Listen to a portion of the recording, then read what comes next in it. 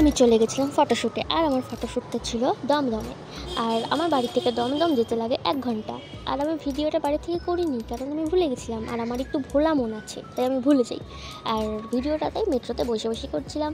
আর মেট্রোতে অনেক লোকজন ছিল, তাই আমার একটু লজ্জা লজ্জা করছিল।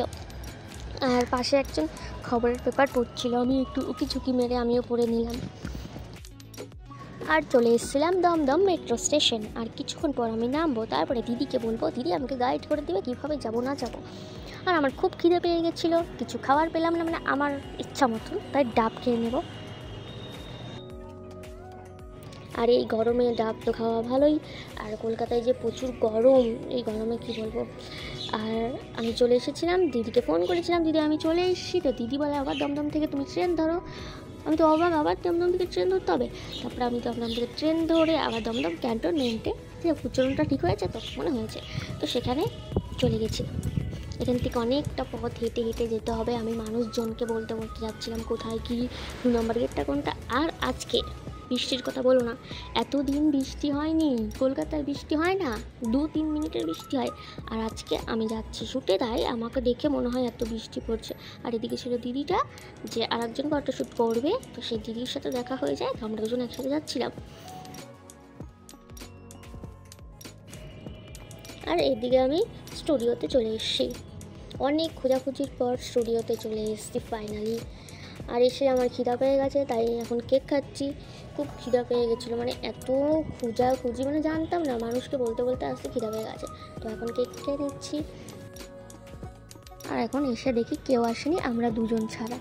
যাই হোক, আমরা বসে থাকি, দেখি কখন কে আসে। বৃষ্টির মধ্যে সবার একটু দেরি হতেই পারে, সেটা কোনো ব্যাপার না, আমাদেরও হয়ে যেত, আমরা তাড়াতাড়ি চলে এসেছি। যাই হোক, চলো। আর এই যে আমার মেকআপ আর্টিস্ট দিদি, এদিকে আমি খুব মোটা, তো তাই আমার ড্রেসটা ঠিক করছে, মানে সেলাই করছে। আর এদিকে দেখো আমার ড্রেসটা ঠিক হচ্ছিল না, কত কষ্টকর। যাই হোক, আমার যে মেকআপ আর্টিস্ট ছিল খুবই ভালো ছিল। আর মেকআপ আর্টিস্ট আর মডেলের মধ্যে যদি মধুর সম্পর্ক না হয়, তাহলে কিন্তু শ্যুটটা ভালো হয় না, ঠিক আছে। আর মেকআপ আর্টিস্টটা খুবই ভালো ছিল, আমার তো খুবই ভালো লেগেছিলো। আর এদিকে একটু আমরা গল্পও করছিলাম, মেকআপও করছিলাম, দুটোই হচ্ছিলো। আর এদিকে এই দাদা এসে একটু আমাদের গল্প শোনাচ্ছিল, বোর হচ্ছিলাম, এই গল্প শোনাচ্ছে। এখানে সবাই খুবই ভালো ছিল।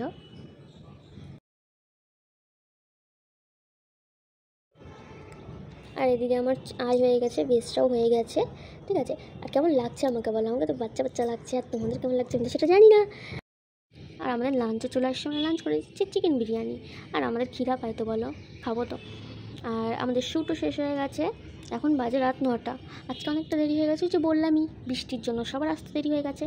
আর আমাদের কপালটা এতই খারাপ, ট্রেন আমাদের জন্য 1 মিনিট দাঁড়াতে পারলো না। 1 মিনিট চলে গেল। 1 মিনিট দাঁড়ালে কী হয়ে যেত বলো, ভালো না। এখন আবার আধ ঘন্টা বসে থাকতে হবে এই ট্রেনের জন্য।